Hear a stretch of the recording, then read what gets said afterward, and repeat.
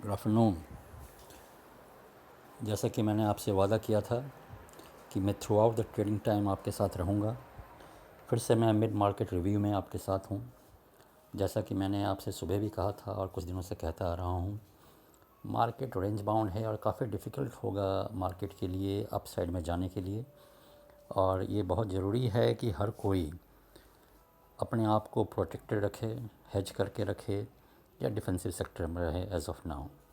क्योंकि मेरा मानना है कि डॉलर इंटरनेशनल मार्केट में स्ट्रांग हो सकता है, एक सेफ़ हेवन करेंसी है।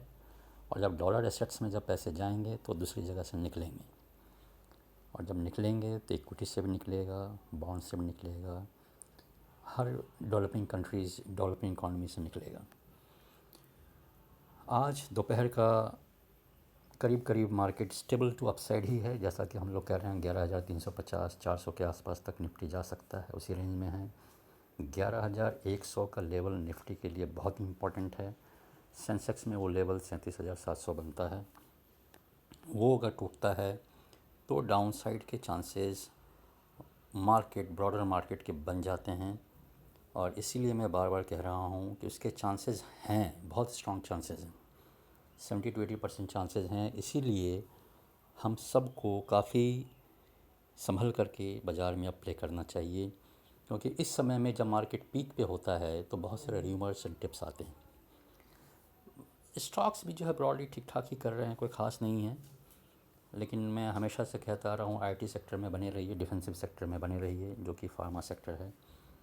किस पर्टिकुलर स्टॉक्स में बनना है, किस पर्टिकुलर इंडेक्स में बनना है, ये चीज़ जानने के लिए आप मुझे मेल कर सकते हैं askme6@eantra.com पे। करेंसी मार्केट भी आप देखेंगे एज ऑफ नाउ रुपया जो है स्टेबल है।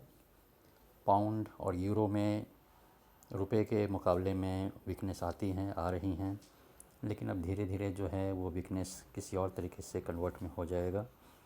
आप देखेंगे पाउंड और यूरो अब धीरे धीरे नीचे आएगा, डॉलर ऊपर चलेगा विथ 70 to 80% चांस। 20% चांस है कि मैं यहाँ पे गलत हो सकता हूँ। और जब पता चलेगा गलत हो रहा हूँ तो पोजीशन को हमें रिवर्स कर देनी है। उसका इम्पैक्ट, डॉलर के टेम्परेरी वीकनेस का इम्पैक्ट आप गोल्ड में, सिल्वर में देख सकते हैं, जो कि आज के समय में 2-3 हज़ार रुपए गोल्ड में चढ़ जाए, सिल्वर में चढ़ जाए तो छोटी बात है। तो उसी तरीके से गोल्ड और सिल्वर जो हैं बाउंस कर रहा है, लेकिन टेक्निकली बहुत ही अनस्टेबल टाइप का है गोल्ड एंड सिल्वर। मेरा सजेशन अभी नहीं है कि इसे बाय किया जाए। मेरा सजेशन ये है कि डॉलर को बाय किया जाए विथ 70 to 80% एक्यूरेसी।